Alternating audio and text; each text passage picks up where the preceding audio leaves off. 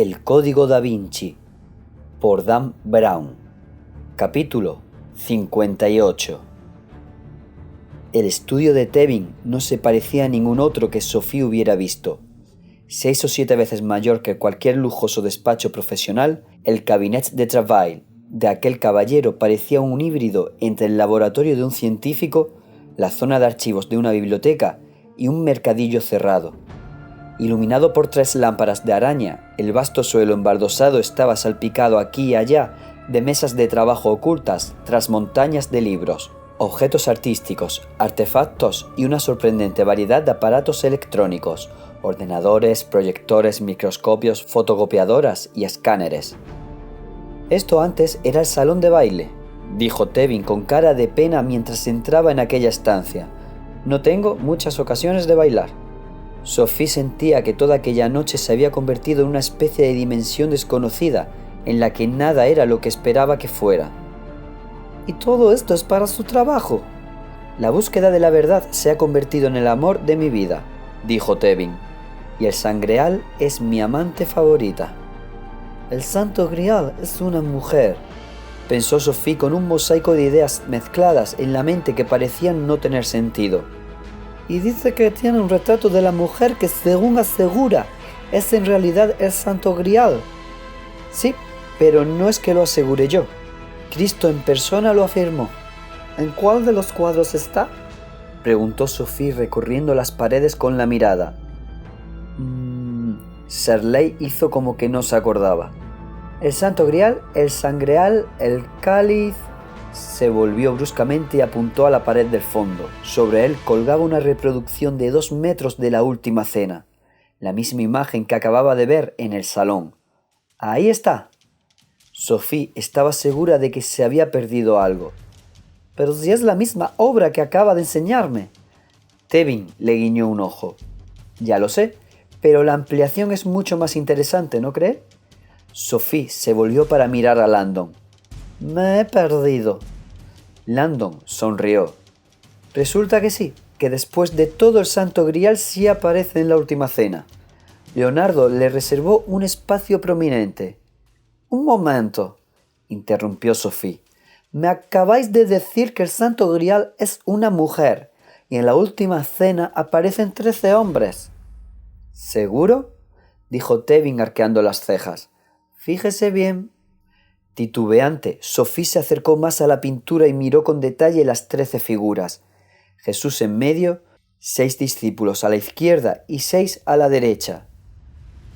«Todos hombres», dijo al fin. «¿Ah, sí? ¿Y qué me dice del que está sentado en el puesto de honor, a la derecha del Señor?»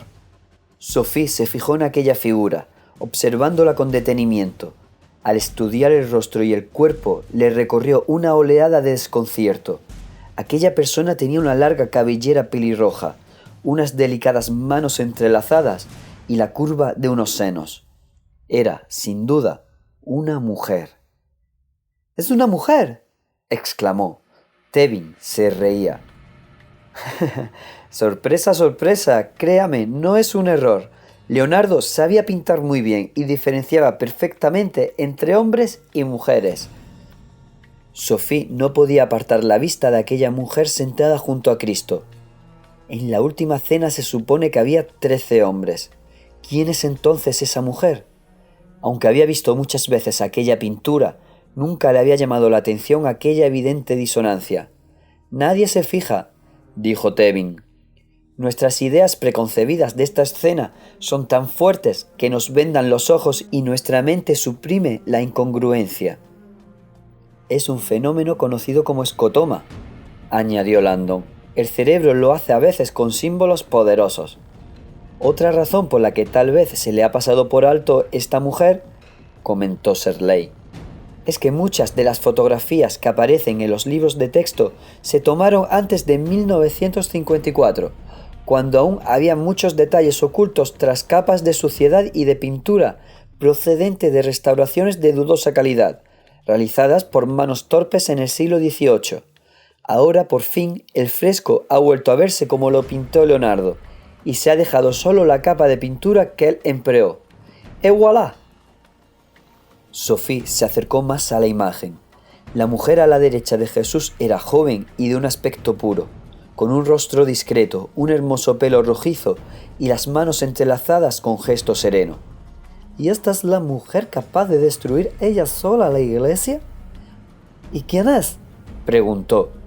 Esa, querida, es María Magdalena.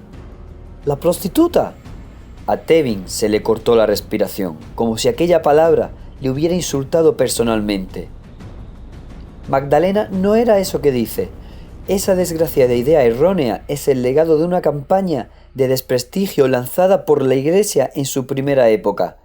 Le hacía falta difamar a María Magdalena para poder ocultar su peligroso secreto, su papel como Santo Grial. ¿Su papel? Como he dicho, aclaró Tevin, la Iglesia primitiva necesitaba convencer al mundo de que Jesús, el profeta mortal, era un ser divino. Por tanto, todos los evangelios que describieran los aspectos terrenales de su vida debían omitirse de la Biblia. Por desgracia para aquellos primeros compiladores, había un aspecto terrenal especialmente recurrente en los evangelios. María Magdalena hizo una pausa. Y más concretamente, su matrimonio con Jesús. ¿Cómo dice? Sophie miró un instante a Landon. Está documentado históricamente, y no hay duda de que Leonardo tenía conocimiento de ello. En la última cena prácticamente le está gritando al mundo que Jesús y Magdalena son pareja. Sophie volvió a concentrarse en la reproducción del fresco. Fíjese en que uno va vestido casi como reflejo perfecto del otro. Tevin le señaló a las dos figuras del centro de la obra. Sophie estaba fascinada. Sí, las ropas tenían los colores invertidos. Jesús llevaba la túnica roja y la capa azul, mientras María Magdalena llevaba una túnica azul y una capa roja, el yin y el yang. Y si vamos ya a matices más sutiles, añadió Tevin, vea que Jesús y su esposa aparecen unidos por la cadera e inclinados en direcciones opuestas, como si quisieran crear claramente un espacio negativo entre ellos.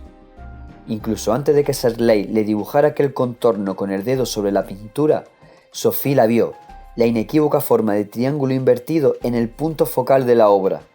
Era el mismo símbolo que Landon le había dibujado antes como expresión del grial, del cáliz y del vientre femenino. Finalmente, prosiguió Tevin, si ve a Jesús y a Magdalena como elementos de la composición más que como personas, verá que se le aparece otra figura bastante obvia. Hizo una pausa. Una letra del abecedario. Sophie la vio al momento. En realidad, de pronto era como si ya no viera nada más. Ahí, destacada en el centro de la pintura, surgía el trazo de una enorme y perfecta letra M.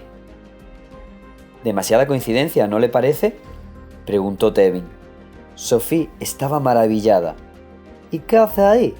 Serley se encogió de hombros. Los teóricos de las conspiraciones dicen que es la M de matrimonio o de María Magdalena, pero para serle sincero, nadie lo sabe a ciencia cierta. Hay innumerables obras relacionadas con el Santo Grial que contienen esa misma letra oculta de un modo u otro, ya sea en filigranas, en pinturas ocultas debajo de otras o en alusiones compositivas. La más descarada, claro, es la que hay grabada en el altar de Nuestra Señora de París, en Londres, diseñada por un anterior gran maestre del priorato de Sion, Jean Cocteau. Sophie sopesó la información. Reconozco que lo de la M oculta es intrigante, pero supongo que nadie lo pone como prueba de que Jesús y María Magdalena estaban casados. No, respondió Tevin acercándose a una mesa llena de libros. Como ya le he dicho antes, ese matrimonio está documentado en la historia. Empezó a rebuscar entre los volúmenes. Es más, que Jesús fuera un hombre casado es mucho más lógico. Lo que es raro es la visión bíblica que tenemos de él como soltero. ¿Por qué?, preguntó Sophie. Porque Jesús era judío, dijo Landon adelantándose a Tevin, que seguía sin encontrar el libro que buscaba. Y las pautas sociales durante aquella época prácticamente prohibían que un hombre judío fuera soltero.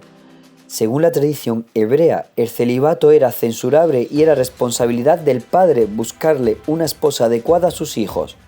Si Jesús no hubiera estado casado, Al menos alguno de los evangelios lo habría mencionado o habría ofrecido alguna explicación a aquella soltería excepcional. Tevin dio finalmente con un ejemplar enorme. Tenía las cubiertas de piel y era de gran tamaño, como uno de esos grandes atlas.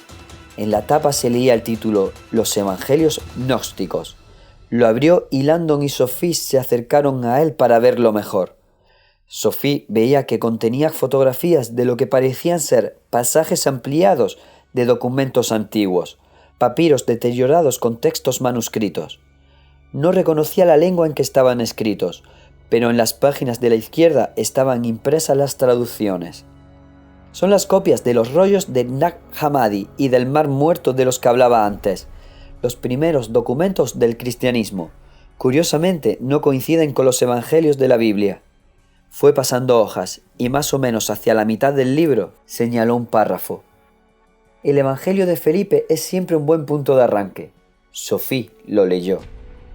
Y la compañera del Salvador es María Magdalena. Cristo la amaba más que a todos sus discípulos y solía besarla en la boca. El resto de discípulos se mostraban ofendidos por ello y le expresaban su desaprobación. Le decían: ¿por qué la amas más que a nosotros? Aquellas palabras sorprendieron a Sophie, pero aún así no le parecieron concluyentes. Aquí no dicen nada de que estuvieran casados. Au contraire, discrepó Tevin sonriendo y señalándole la primera línea. Como le diría cualquier estudioso del arameo, la palabra compañera en esa época significaba literalmente esposa. Landon hizo un gesto con la cabeza en señal de asentimiento. Sophie volvió a leer aquella primera línea. Y la compañera del Salvador es María Magdalena. Tevin pasó más páginas y le señaló otros párrafos en los que, para sorpresa de Sophie, se daba a entender de manera clara que Magdalena y Jesús mantenían una relación sentimental. Mientras los leía, recordó a un airado sacerdote que en una ocasión había aparecido en casa de su abuelo y se había puesto a aporrear la puerta. ¿Vive aquí Jacques Saunier?, le había preguntado, mirándola desde las alturas cuando le abrió la puerta. Quiero hablar con él sobre el artículo que ha escrito. El sacerdote blandía un periódico. Sophie fue a buscar a su abuelo y los dos hombres desaparecieron tras la puerta del estudio. ¿Mi abuelo ha escrito algo en el periódico? Sophie se fue corriendo a la cocina y empezó a hojear el diario matutino. Encontró el nombre de su abuelo en un artículo de la segunda página. Lo leyó. No lo entendió todo, pero parecía que el gobierno francés, accediendo a las presiones de los curas, habían aceptado prohibir la exhibición de una película americana llamada La Última Tentación de Cristo, en la que Jesús tenía relaciones sexuales con una señora llamada María Magdalena. Y su abuelo decía que la iglesia se equivocaba y se mostraba arrogante al prohibir aquella película. No me extraña que el cura se haya puesto así, pensó Sophie. «Es pornografía, sacrilegio», gritaba el sacerdote desde la puerta del estudio que había abierto, justo antes de salir como un ciclón hacia el vestíbulo. ¿Cómo puede defender una cosa así? Ese americano Martin Scorsese es un blasfemo y la iglesia no le cederá ningún púlpito en Francia. El cura salió dando un portazo. Cuando su abuelo entró en la cocina, vio a Sophie con el periódico en las manos y arrugó la frente. «¡Qué rápida eres! ¿Tú crees que Jesucristo tenía novia?», le preguntó. «No, cielo. Lo que yo digo es que la iglesia no debería decirnos las ideas que podemos tener y las que no». «¿Tenía novia?». Su abuelo se quedó en silencio unos instantes. «¿Sería tan malo que la hubiera tenido?». Sophie se quedó un momento pensativa. «A mí no me importaría». Sir Lake Tevin seguía hablando. «No quiero aburrirla con las incontables referencias a la unión de Jesús y Magdalena. Eso ya lo han explorado ad nauseam los historiadores modernos. Sin embargo, sí quiero señalarle algo». Buscó otro párrafo. «Esto es del Evangelio de María Magdalena». Sophie desconocía que existiera un evangelio con las palabras de María Magdalena. Leyó el texto. «Y Pedro dijo: ¿ha hablado el Salvador con una mujer sin nuestro conocimiento? ¿Debemos darnos todos la vuelta y escucharla? ¿La prefiere a nosotros?». Y Levi respondió: «Pedro, siempre has sido muy impetuoso. Ahora te veo combatiendo contra la mujer como contra un adversario. Si el Salvador la ha hecho digna, ¿quién eres tú para rechazarla? Seguro que el Salvador la conoce muy bien. Por eso la amaba más que a nosotros. La mujer de la que hablan, aclaró Tevin, es María Magdalena. Pedro sentía celos de ella. ¿Porque Jesús la prefería? No solo por eso, la cosa iba mucho más allá del mero afecto.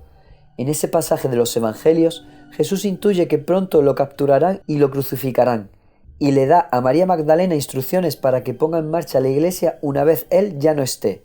En consecuencia, Pedro expresa un descontento por tener que ser el segundón de una mujer. Me atrevería a decir que Pedro era un poco machista.